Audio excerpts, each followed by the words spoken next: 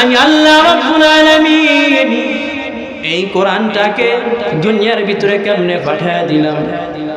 আজকে আমরা একটা কোরআন, এত 30টি পারা কোরআন শরীফ এত সহজভাবে হাতের মধ্যে নিয়ে আনি। মনে মনে চিন্তা করলাম, হায় হায়, এত সহজভাবে আমি কোরআন পেয়ে গেলাম। কিন্তু বান্দা, না না না, যদি একটা বার চিন্তা করা যায়, এই কোরআনটা কার মাধ্যমে আজ পর্যন্ত আমরা পেয়ে গেলাম, এত সহজভাবে কোরআন পেয়ে গেলাম, এর পিছনে কার অবদান রয়েছে আমরা একটা বার কখনো চিন্তা করতে পারি না। এত সহজভাবে ইসলাম প্রচার করলাম, কার কারণে আজকে ইসলাম প্রচার করতে পারি, কার কারণে আজকে এত সহজ প্রকাশ্যে আমরা দিনটা প্রচার করি, কার কারণে আজকে আমরা এত সহজভাবে নামাজ আদায় করতে পারি। পয়গম্বর আমাদের দয়ার নবী, মায়ের নবী কি আমাদের জন্য রেখে গেলেন, আপনার আমার জন্য দুনিয়ার মধ্যে কি রেখে গেলেন? এ মুসলমান ইমানদার আল্লাহর গোলামেরা, নিজের মনটাকে যদি একটাবার জিজ্ঞাসা করা হয়, 30টি পারা কোরআন আমি আপনি এত সহজভাবে হাতের মধ্যে নিয়ে আনিলেন, কিন্তু আমার নবী তার নবী এত সহজভাবে কোরআনটা হাতের মধ্যে নেয় নাই। এ মুসলমান ইমানদার আল্লাহর গোলাম, এত সহজভাবে আল্লাহ তাআলা পয়গম্বরকে কোরআনটাও দেয় নাই। কেমন করে কোরআন দেয়া দিলেন? আল্লাহ রাব্বুল আলামিন যখন কোরআন পয়গম্বরের উপর নাজিল করবে, আম্মা জান খাদিজা রাদিয়াল্লাহু তাআলা আনহা হাদিসের মধ্যে ফরমান, পয়গম্বর প্রতিদিন যখন হীরা গুহায় পাহাড়ের মধ্যে ধ্যানে মগ্ন থাকে, হীরা গুহা পাহাড় নাম শুনেন নাই? হীরা গুহা পাহাড় যেইখানের মধ্যে কোরআন নাজিল হয়েছে, সর্বপ্রথম কি আল্লাহ তাআলা যখন কোরআনের বাণী দুনিয়ার ভিতরে পাঠান, পয়গম্বর তখন কোন জায়গায় অবস্থান করেছিলেন? হীরা গুহার পাহাড়ের মধ্যে। আম্মা জান খাদিজা রাদিয়াল্লাহু তাআলা বলেন যে হুজুর প্রতিদিনের ন্যায় হীরা গুহায় পাহাড়ের মধ্যে ধ্যান করে, কিন্তু সেই দিন যখন বাড়ির মধ্যে ফিরে আসলো, আমি দেখে অবাক হয়ে গেলাম, অন্যরকম মনে হইল।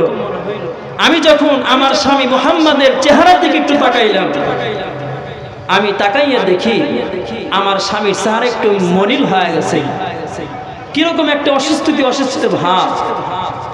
আমি আমার প্রাণের স্বামীকে সুন্দর করে আদবের সহিত জিজ্ঞাসা করলাম, হে আমার প্রাণের স্বামী, হে দয়ার নবী, মায়ের নবী মুহাম্মদ, আপনার কাছে আমি জানতে চাই, আপনি প্রতিদিনের নাই হীরা গুহায় পাহাড়ের মধ্যে চলে আসেন, আর যেই দিন এসেছেন আপনার মুখটা এরকম কোন মলিন আমি দেখি নাই, কিন্তু আজকে যখন আপনার চেহারার দিকে আমি খাদিজা তাকাইলাম, তখন আপনার চেহারার মধ্যে কেমন একটা অসুস্থ ভাব দেখতে পাই। হে নবী, আপনি কেমন একটু জানাইবেন আপনার কি হয়েছে? রাহমাতাল লিল আলামিন পয়গম্বর যখন খাদিজা রাদিয়াল্লাহু তাআলা আনহাকে জানাইলেন, হে খাদিজা, ভালো করে শুনে নাও, আমি যখন প্রতিদিনের নাই আজকেও যখন সেই হীরা গুহায় পাহাড়ের মধ্যে অবস্থান করলাম, হঠাৎ অদৃশ্য একটা লোক এসে আমাকে বলল, ইকরা ইকরা, তুমি পড়ো পড়ো। আমি বললাম, বি আনা করিম, আমি পড়তে পারি না। আমাকে দ্বিতীয়বার যখন বলল, ইকরা পড়ো, আমি তারপরেও বললাম, বি আনা করিম, আমি পড়তে পারি না। 3 বারে মাথায় যখন আমাকে বলল, ইকরা পড়ো, আমি যখন বললাম পড়তে জানি না, আমি পড়তে জানি না, আমাকে তখন বুকের সঙ্গে একটা আঞ্জা করে ধরে নাই, এমন একটা চাপ মারলো, আমার তখন মনে হয় বুকের একটা পাঁজর অন্য পাঁজরের সঙ্গে লেগে যায়, আমি এই পরিমাণ কষ্ট পেয়ে গেলাম। শুধু তাই নয়, আমার তখন মনে হয় আমি দুনিয়া থেকে বিদায় হয়ে যাইব, এই পরিমাণ কষ্ট আমার তখন হয়ে গেল। তখন আমি একত্রিত করে ফেললাম, ইকরা বিসমি রাব্বিকাল্লাযী খালাক, খালাকাল ইনসানা মিন আলাক, ইকরা ওয়া রাব্বুকাল আকরাম আল্লাযী আল্লামা বিল কলাম। আমি একত্রতে আমি একসঙ্গে 5টি আয়াত পড়ে ফেললাম। হে খাদিজা,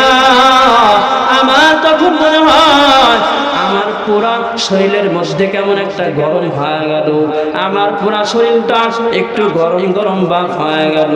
তখন থেকেই আমার শরীরের মধ্যে অত্যন্ত পরিমাণ জ্বর হয়ে গেল। এ খাদিজা ইউজাম্মিলুনি ইউজাম্মিলুনি, আমাকে তুমি চাদর দ্বারা আবৃত করে নাও। আমার মনে হয় আমি অত্যন্ত পরিমাণ অসুস্থতার মধ্যে পড়ে গেলাম। আম্মা জান খাদিজা রাদিয়াল্লাহু তাআলা আনহা এই কথাটা শোনার পর পয়গম্বরকে সঙ্গে নিয়া, এ মুসলমান কথাগুলি ভালো করে শুনে নেন, আমাদের দয়ার নবী মায়ের নবী কি পরিমাণ কষ্ট করেছেন কোরআনটার জন্য।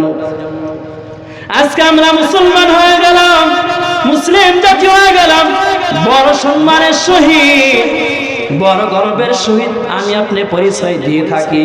আমার ধর্ম মুসলিম, আমি মুসলমানের সন্তান, আমার মা বাবার ধর্ম মুসলমান, আমি সেই সূত্রে মুসলমান হয়ে গেলাম।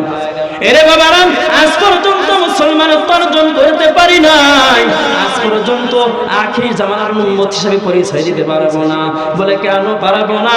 আমরা শুধু ধর্মের সূত্রে মুসলমান হয়ে গেলাম, আজ পর্যন্ত খাঁটি আল্লাহওয়ালা মুসলমান হতে পারি নাই, ঠিক কিনা? এ মুসলমান ইমানদার, আজ পর্যন্ত আমরা খাঁটি নবীজির সাহাবী হিসাবে আর উম্মত হিসেবে গণ্য হতে পারি নাই। বলে কেন হুজুর হতে পারি নাই? আমাদের পয়গম্বরের লেবাসটার দিকে যদি একটাবার তাকাই, আমাদের নবীদের মুখে ছিল সুন্নাত। আজকে এমন নবীর উম্মত আছে, এমন নবীর উম্মত দেখা যায় তাদের মধ্যে নবীজির কোনো সুন্নাত দেখা যায় না। যাই কি এমন মুসলমান রয়েছে, আমাদের নবীর পোশাক ছিল লম্বা জামা, পাঞ্জাবি ছিল। আজকে অনেক মুসলিম দেখা যায় তাদের শৈলীর মধ্যে কোনো পাঞ্জাবি নাই। এমন মুসলমান রয়েছে তারা শুধু মুখে মুখে দাবি করে আমি হলাম আখিরি জামানার বড় নবীর উম্মত, সুন্নি বলে দাবি করে, নবীর আশিক বলে দাবি করে আমি বড় নবীর উম্মত। কাল কিয়ামতের ময়দানে আমি আল্লাহ তাআলার কাছে বলবো, ইয়া আল্লাহ, আপনার বন্ধু মুহাম্মাদের সমস্ত আদেশ আমি দুনিয়ার মধ্যে মেনে চলেছি, তার প্রত্যেকটা সুন্নাত আমার মধ্যে ছিল। আজকে উসিলায় আপনি আমাকে জান্নাত দান করে দিয়ে দেন। তো কুজাওয়া সুন্নতে আহমদ কুজাবা মুহাম্মদ কাইবুয়াতে নিসবতরা কার শাইতা মি কোনি নামওয়াতে ওয়ালি अगर वली लानत साई बरवली। বড় সুন্নতওয়ালা দাবি করলাম, উপরের লেবাসটা সুন্নতওয়ালা নবীজির ভিতর মতো, কিন্তু ভিতরটা পরিপূর্ণ শয়তান। এরকম লোক আছে না নাই? এইরকম লোকের কোনো অভাব নাই। উপরে নবীজির সুন্নতওয়ালা দাবি করেন, নবীজির পোশাক, মুখের ভিতরে বড় বড় দাড়িওয়ালা বান্দা, মাথার ভিতরে বড় একটা টুপি, শরীরের ভিতরে লম্বা একটা জামা, কিন্তু ভিতরে ভিতরে শয়তানি করে। এমন লোক আছে না নাই? এইরকম লোকের কোনো অভাব নাই। যারা চগলখড়ি পড়া করবে, উপরে একরকম ভিতরে হয় অন্যরকম, তারা খাঁটি মুমিন হতে পারে না, তারা কোনোদিন খাঁটি আল্লাহর বান্দা হতে পারে না, তারা খাঁটি নবীর উম্মত কোনোদিন হতে পারে না। তো মুসলমান বলতেছিলাম, যখন খাদিজা রাদিয়াল্লাহু তাআলা আনহা ওনার চাচাতো ভাই ওরাকা বিন নওফলের কাছে নিয়ে যায়, হুজুর পাক সাল্লাল্লাহু আলাইহি সাল্লাম অত্যন্ত পরিমাণ অসুস্থ হয়ে আছে। ওরাকা বিন নওফলের বাড়িতে যখন যায়, হে ওরাকা, আমার স্বামী মুহাম্মদ কি পরিমাণ অসুস্থ হয়ে গেল। ওরাকা ছিল পণ্ডিত ছিল, ওরাকা ছিল বড় পণ্ডিত, তাওরাত কিতাবের বড় একজন পণ্ডিত ছিল। ওরাকা দিয়ে কয়, তোমার স্বামী হঠাৎ কি এমন অসুস্থতার মধ্যে পড়ে গেল? এইবার আম্মা জান খাদিজা রাদিয়াল্লাহু তাআলা আনহা এইবার সমস্ত ঘটনা খুলে বললেন। আমার স্বামী প্রতিদিন আর নাই, সেই হীরা গুহায় পাহাড়ের মধ্যে অবস্থান করে। আজ যখন সেই রকম সেই হীরা গুহায় পাহাড়ের মধ্যে ধ্যান করতেছিল, প্রতিদিন এক রকম হয়ে বাড়ির ভিতরে চলে আসে, কিন্তু আজকে অন্য রকম চেহারা মনির বানিয়ে বাড়ির মধ্যে ফিরে আসলো। আমি আমার স্বামীকে যখন প্রশ্ন করলাম, আমার স্বামী মুহাম্মদ আমাকে উত্তর প্রদান করলো, হে আমার প্রাণের স্ত্রী, তুমি কি জানো আজকে আমার সঙ্গে কি একটা ঘটনা হয়ে গেল? আমি যখন গর্তের মধ্যে অবস্থান করলাম, হঠাৎ একটা অদৃশ্য লোক আমার সামনে হাজির হয়ে গেল, বলে ইকরা পড়ো। আমি বললাম পড়তে পারি না, বিয়ানা করি। আবার যখন বলে ইকরা পড়ো, আমি তারপরে বললাম আমি পড়তে পারি না, বিয়ানা করি। তিনবারের মাথায় যখন আমি বললাম পড়তে পারি না, আমি জানি না আমি পড়তে পারি না, আমাকে বুকের সঙ্গে আঞ্জা করিয়া এমন জোরে একটা চাপ মারলো, আমি একত্রিত তিনটা করে ফেললাম। ইকরা বিসমি রাব্বিকাল্লাযী খালাক, খালাকাল ইনসানা মিন আলাক, ইকরা ওয়া রাব্বুকাল আকরাম আল্লাযী আল্লামা বিল কলম, আল্লামাল ইনসানা মা লাম ইয়ালাম। আমি একত্রিত 5টি আয়াত পড়ে ফেললাম। তখন থেকে আমার শরীরের মধ্যে অত্যন্ত পরিমাণ জ্বর হয়ে গেল, আমার শরীর অত্যন্ত পরিমাণ অসুস্থ। ওরাকা বিন নওফেল ডাক দিয়া কয়, হে খাদিজা, আমাকে আর বলা লাগবে না, আমি বুঝতে পেরেছি তোমার স্বামী আর কোনো সাধারণ মানুষ নয়, তোমার স্বামী আজকে থেকে শেষ জামানার নবীর উম্মতের মুকুট পরিধান করেছে। সুবহানাল্লাহ। আমাদের দয়ার নবী, মায়ের নবী, নবী আগে থেকেও নবী, দুনিয়াতে এসেও কি নবী। 40 বছর বয়সে নবুয়তের মুকুট পরিধান করলেন। কত বছর বয়স? আমরা মুসলমান, এগুলো জানার প্রয়োজন আছে না? আছে কি না? আছে। 40 বছর বয়সে নবুয়তের মুকুট পরিধান করলেন। আম্মা জান খাদিজা রাদিয়াল্লাহু তাআলা আনহা পয়গম্বরকে যখন এখান থেকে নিয়ে বাড়ির দিকে রওনা করলেন, পয়গম্বরের শরীরে ছিল চাদর। পয়গম্বর ওইখান দিয়ে যখন হঠাৎ চলে যায়, আল্লাহ রাব্বুল আলামিন জিবরাইল আলাইহিস সালামকে হুকুম প্রদান করলেন, হে জিবরাইল যাও, আমার বন্ধু মুহাম্মাদের কাছে তুমি জলদি চলে যাও, সূরাতুল মুজাম্মিল আমার বন্ধুর উপর নাযিল করে দাও। ইয়া আইয়ুহাল মুসাম্মিল কুম ফাআনজির রাব্বাকা ফাকাব্বির ওয়া সিয়াযাকা ফাতাহহির। আল্লাহ রাব্বুল আলামিন সূরা মুজাম্মিল পয়গম্বরের উপর নাযিল করলেন। শুধু তাই নয়, সূরা মুদাসসিরের কিছু সংখ্যক আয়াত পয়গম্বরের উপর নাযিল করলেন। পয়গম্বর ওইখান থেকে যখন বাড়িতে রওনা করলেন, বেশ কিছুদিন পার হয়ে গেল, পয়গম্বর সুস্থ হয়ে উঠতে পারে না। পয়গম্বর অত্যন্ত পরিমাণ অসুস্থতার নিয়ামত বর্তন করে। এদিকে ওহী আসে না, ওহী আসা বন্ধ হয়ে গেল। আল্লাহ তাআলা আসমান থেকে জিবরাইলকে দুনিয়ার মধ্যে পাঠায় না, আর কোন কোরআনের আয়াত পয়গম্বরের উপরে নাযিল হয় না। পয়গম্বর অত্যন্ত পরিমাণ টেনশন, বড় পেরেশান। হায় হায়, আমার আল্লাহ বোধহয় আমার উপর বেজার হয়ে গেল। আমার আল্লাহ মনে হয় আমার কোনো একটা কাজ আমার আল্লাহ তাআলার কাছে পছন্দনীয় হয় নাই। আমার কোনো একটা কাজ আমার দয়ার মালিকের কাছে হয়তো খারাপ লেগেছে, আমার কাজ হয়তো খারাপ লেগেছে।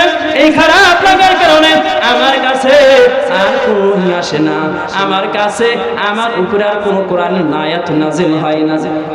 এদিকে কাফের বেঈমান মুশরিকরা, মক্কার বেঈমানেরা ডাক দিয়া কয়, হে মানুষ লোকেরা, তোমরা তাকাইয়া দেখো, মুহাম্মাদের আল্লাহ মুহাম্মাদকে ছেড়ে দিয়েছে। নাউজুবিল্লাহ, জোরে বলেন নাউজুবিল্লাহ। আল্লাহ তাআলা কোন ছেড়ে দেবে? কখনোই ছেড়ে দিতে পারে। আল্লাহ রাব্বুল আলামিন পয়গম্বরকে ডেকে ডেকে বললেন, হে পয়গম্বর, আপনার কোনো টেনশন নাই, কোনো পেরেশান নাই। জিবরাইলকে বললেন, হে বন্ধু জিবরাইল, তুমি আমার বন্ধু মুহাম্মাদের কাছে চলে যাও, আমার বন্ধু মুহাম্মাদের কানে কানে তুমি সুন্দর করে বলে দাও, সে যেন কোনো টেনশন, চিন্তা, কোনো পেরেশানের মধ্যে যেন না পড়ে।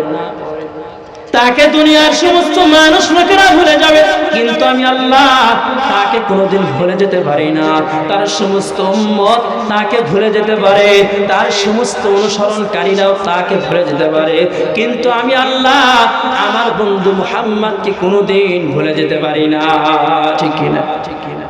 আল্লাহ রাব্বুল আলামিন সূরা দুহা আল্লাহ পয়গম্বরের উপর নাযিল করলেন, ওয়াদ-দুহা ওয়াল-লাইলি ইযা সাজা মা ওয়াদ্দা'আকা রাব্বুকা ওয়া মা ক্বালা ওয়ালাল আখিরাতু খায়রুল লাকা মিনাল উলা ওয়া লাসাউফা ইউতিকা রাব্বুকা ফাতারদা ওয়া তুহা দিনের কসম আলোর কসম ওয়াল্লাইলি ইযা সাজা রাতের কসম আল্লাহ তাআলা দুইটা কসম খাইলেন কয়টা কসম দুইটা দিনের কসম রাতের কসম খাইলেন আচ্ছা আপনারাই বলেন আপনারা তো বুঝতার মানুষ আপনারা বড় জ্ঞানী মানুষ আপনারাই বলেন আল্লাহ তাআলা যদি এরকম রাত যদি সারাটা বছর যদি দিয়ে রাখে যদি সূর্য যদি না ওঠায় ভালো লাগবে লাগবে রাতেরও প্রয়োজন আছে আবার দিনেরও প্রয়োজন আছে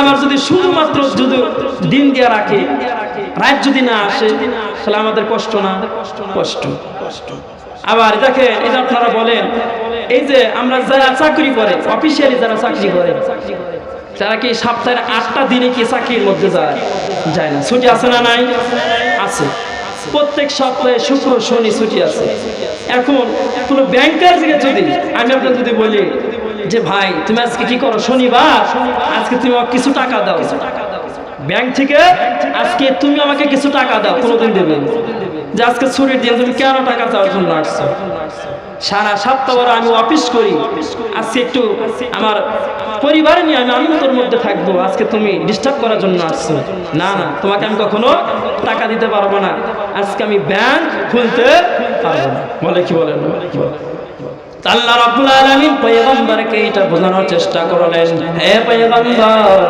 ওহী যদি সর্বাবস্থায় আপনার উপরে নাজিল করে আপনার ভালো লাগবে না আল্লাহ রাব্বুল আলামিন বুঝাইতে চাইলেন আমি যখন কোরআনটা আসমানকে দিতে চাইলাম আসমান বড় সহ্য করতে পারবে না এই কোরআনটা তোমার ভারী আসমান সহ্য করতে পারে নাই আল্লাহ তাআলাকে বলে দিয়েছে ইয়া আল্লাহ তোমার এই কোরআন আমি সহ্য করতে পারবো না তোমার এই কোরআনের ভার আমি আসমান কখনো সহ্য করতে পারবো না আল্লাহ রাব্বুল আলামিন যখন এই জমিনটাকে কোরআনটা দেওয়ার জন্য চিন্তা করলেন এই জমিন তোমার উপর আমার এই গ্রন্থ কোরআনটা তোমার উপর আমি নাজিল করতে চাই জমিন একইভাবে আল্লাহ তাআলার কাছে উত্তর করলেন ইয়া আল্লাহ তুমি তোমাকে দুনিয়ার মধ্যে বড় মায়া করে বানিয়েছো ইয়া আল্লাহ আমি জমিন তোমার এই কোরআনটা বার সহ্য করতে পারবো না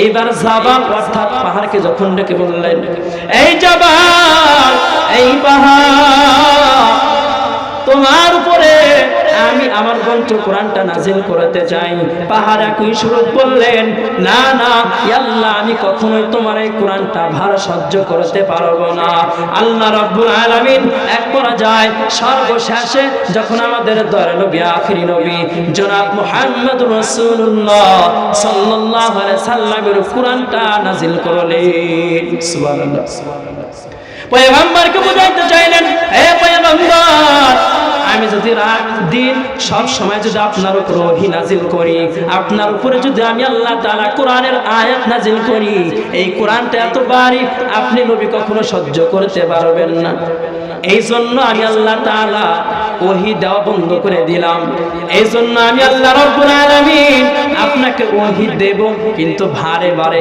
একেবারে কোরআনটা দেব না আমি বয়ানের শুরুতে বলেছিলাম আমরা এত সহজভাবে কোরআন পাইলাম আমার নবী দ্বারা নবী এত সহজভাবে কোরআনটা পাই নাই 23 বছর ধরে ধরে কষ্ট পরিশ্রম করে করে তারপর আল্লাহ তাআলা তার উপরে 30টি পারা কোরআন নাজিল করেছেন আমরা এত সহজভাবে কোরআন পেয়ে গেলাম এই মুসলমান ইমানদার আল্লাহর গোলামেরা এই সূরা দুহার কথা বললাম পয়গম্বর এই কোরআনের জন্য কি পরিমাণ কষ্ট মুজাহিদা করেছেন আজকে আমরা তার উম্মত হইয়া কি পরিমাণ কষ্ট করে কি করি না পয়গম্বর যখন মক্কার জমিনে সমস্ত সাহাবে কিরামদেরকে নিয়ে যখন কালেমার দাওয়াত পৌঁছায় তখন প্রকাশ্যে কালেমার দাওয়াত দিতে পারে না তখন প্রকাশ্যে নামাজটাও পড়তে পারে না এমন একটা সময়ের মধ্যে পয়গম্বর বসেছিলেন মাত্র 11 জন সাহাবী পয়গম্বরের সঙ্গে প্রথম ছিলেন কোন মানুষ তার পক্ষে ছিল না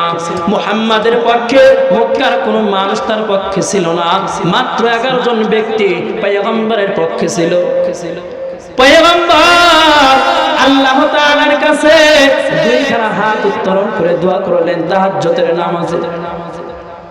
আমরা তো দোয়াই করতে চাই না, দোয়ার প্রয়োজন নাই, এরকম আছে না? আমার ক্ষুধা লাগছে, আমি যদি না চাই আপনারা বুঝবেন দিবেন? কখনোই না।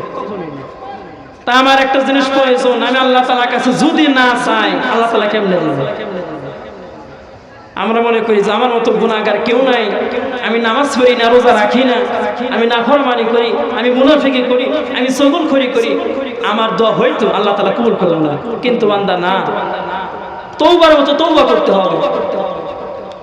নামাজের ভিতরে দাঁড়া যদি দোয়া করি, আল্লাহ তুমি তো আমাকে সৃষ্টি করেছো, আল্লাহ আল্লাহ তুমি তো একমাত্র আমার সৃষ্টিকর্তা মালিক, আল্লাহ তুমি না বলেছো তুমি না রহমান, তুমি না রহিম, তুমি না দয়াবান, আল্লাহ তুমি কেন আমাকে মাফ করবা না?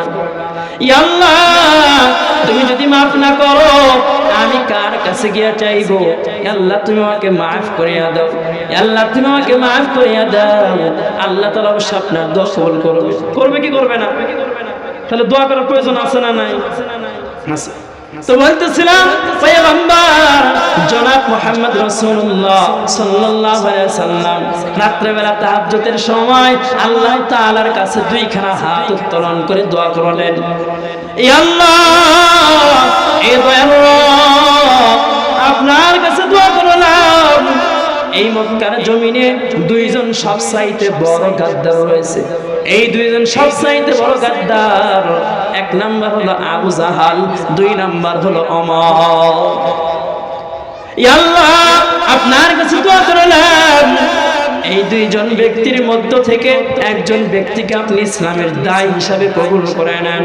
ইয়া রাব্বুল আলামিন এই দুইজন ব্যক্তির মধ্য থেকে একজনকে আপনি ইসলামের জন্য কবুল করে নেন। আল্লাহ রাব্বুল আলামিন জানাইলেন, এ দয়ার নবী আপনার কোনো টেনশন নাই, আপনার কোনো পেরেশান নাই, আপনাকে আমি উত্তম সময়, আপনাকে আমি ঠিক সময় সবচাইতে বড় প্রতিদান দিয়া দেব।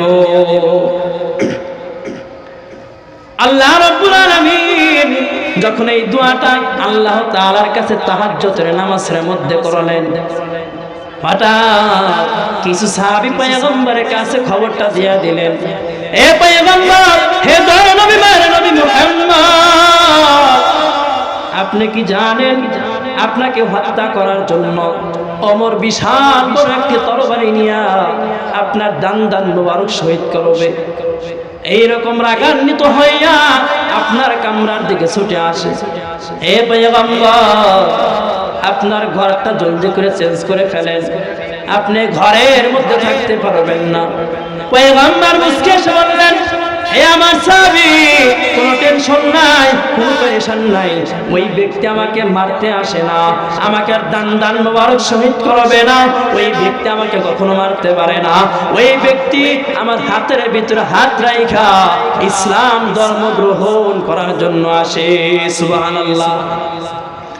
ওমর রাদিয়াল্লাহু তাআলা আনহু যখন ঘরের ভিতরে প্রবেশ করে ফেললেন, এইবার পয়গম্বরকে ডাক দিয়া কয়, হে দয়ার নবী মায়ের নবী মুহাম্মদ, আমি ওমরের ছিলাম আপনার দান মোবারক শহীদ করার জন্য। এই মক্কার সমস্ত বেঈমান কাফের মুশরিকেরা তারা আমাকে বলেছিল, তুমি যদি মুহাম্মাদের দান মোবারক শহীদ করে দিতে পারো তাহলে তোমাকে যা যাই দুনিয়া দেওয়া হবে, দুনিয়ার সমস্ত ধন সম্পদ আমরা তোমাকে দেয়া দেব, এই দুনিয়ার ভিতরে সবচাইতে সুন্দরী নারী আমি তোমাকে উপহার দেয়া দেব, তুমি যদি মুহাম্মাদের কাল্লা আমার কাছে যদি নিয়ে আসতে পারো, এই ওমর তুমি কি চাও আমরা তোমাকে দিয়ে খুশি করব। ওমর রাদিয়াল্লাহু তাআলা আনহু বলেন, হে পয়গম্বর, আমি যখন আপনার দান মোবারক শহীদ করার জন্য আসি, আমার বোনের কোরআন তেলাওয়াত শুনে আমি ওমর বড় হতবাক হয়ে গেলাম, আমার দিলের ভিতরে বড় মায়া, হায় হায় এই কোরআনটা শুনতে কি পরিমাণ মায়া লাগে, কি পরিমাণ মজা লাগে। নিশ্চয় এই কোরআন যার উপর নাজিল করেছে সে না জানি কি পরিমাণ মজাওয়ালা ব্যক্তি, না জানি কে সে কি পরিমাণ মহব্বত করানেওয়ালা ব্যক্তি, না জানি সে কি পরিমাণ ভালো ব্যক্তি হতে পারে। ওমর রাদিয়াল্লাহু তাআলা আনহু পয়গম্বরকে বললেন, হে পয়গম্বর, আপনার হাতের ভিতরে হাত দিয়া আমাকে মুসলিম বানায় দেন। কালিমা লা ইলাহা ইল্লাল্লাহু মুহাম্মাদুর রাসূলুল্লাহ। সবাই একটু মহব্বত সহিত কালিমা পড়ি, লা ইলাহা ইল্লাল্লাহু মুহাম্মাদুর রাসূলুল্লাহ। কালিমা পড়লে ক্ষতি নাকি? কালিমা পড়া মানে কি আমি সাক্ষী দিয়ে দিলাম লা ইলাহা ইল্লাল্লাহু মুহাম্মাদুর রাসূলুল্লাহ। এখানে আমার রবের নামও রয়েছে, আমাদের দয়ার নবী মায়ের নবীর নামও রয়েছে। মুহাম্মদ আল্লাহ তাআলার নবী ও রাসূল, আমি কি সাক্ষী দিয়ে দিলাম। ওমর রাদিয়াল্লাহু তাআলা নতুন নতুন নও মুসলিম হইয়া পয়গম্বরকে জিজ্ঞাসা করলেন, হে পয়গম্বর, আপনাকে আমি একটা প্রশ্ন করতে চাই, আপনার ধর্ম কি সত্য না? পয়গম্বর বললেন, হ্যাঁ হ্যাঁ, আমার ধর্ম অবশ্যই সত্য। হে পয়গম্বর, আপনার কোরআনটা কি সত্য না? পয়গম্বর বললেন, হ্যাঁ হ্যাঁ, আমার কোরআনটা অবশ্যই সত্য। এইবার আমার কোমর থেকে ছুরিটা বের করিয়া এইবার দাঁড়াইয়া সমস্ত মানুষদের উদ্দেশ্যে ভাষণ করলেন, কে আসো, কার মায়ের বুকটা খালি করবা, আমার সামনে হাজির হয়ে যাও। কে আসো, নিজের সন্তানটাকে ইয়াতীম বানাইবা, আমার সামনে এসে হাজির হয়ে যাও। কে আসো, স্ত্রীকে বড় বিধবা বানাইবা, আমার সামনে এসে হাজির হয়ে যাও। এইবার আল্লাহ রাব্বুল আলামিন জিবরাইল আলাইহিস সালামকে খবর দিলেন, এ জিবরাইল, যাও যাও, আমার বন্ধু মুহাম্মাদের কানে কানে বলে দিয়ে আসো, এ বন্ধু মুহাম্মদ, আপনাকে আমি বলেছিলাম আপনাকে উত্তম সময় ঠিক সময় আপনাকে প্রতিদান দিয়া দেব। ইমামুল আউয়ালিন আখিরিন বহরে সদকা রহমাতাল লিল আলামিন, শুধু ওজুদাস রহমাতাল লিল আলামিন, মসজিদে উশুদ হামারো ইয়া জমিন, সাইয়্যিদুল কাউনাইন খাতমুল মুরসালিন, আখিরাত বুদ ফখরুল আউয়ালিন। ও নবীর উম্মতেরা হয়ে আজি দিশে হারা, কুরআন হাদিসের চলো যখন যাহা চাই মনে, নবী বিনে কে তারাবে পুলসিরাত মিজানে, নবী বিনে কে তারাবে পুলসিরাত মিজানে। এমন এতিম নবী আমার, পিতা মাতা নাই যে তাহার, তারপরেও কত মারা মারলো তাকে দুশ্মনে, নবী বিনে কে তারাবে ফুলসিরাত মিজানে, নবী বিনে কে তারাবে ফুলসিরাত মিজানে। চলো চলো চলো মুমিন, চলো নবীর সন্ধানে, নবী বিনে কে তারাবে ফুলসিরাত মিজানে, নবী বিনে কে তারাবে ফুলসিরাত মিজানে।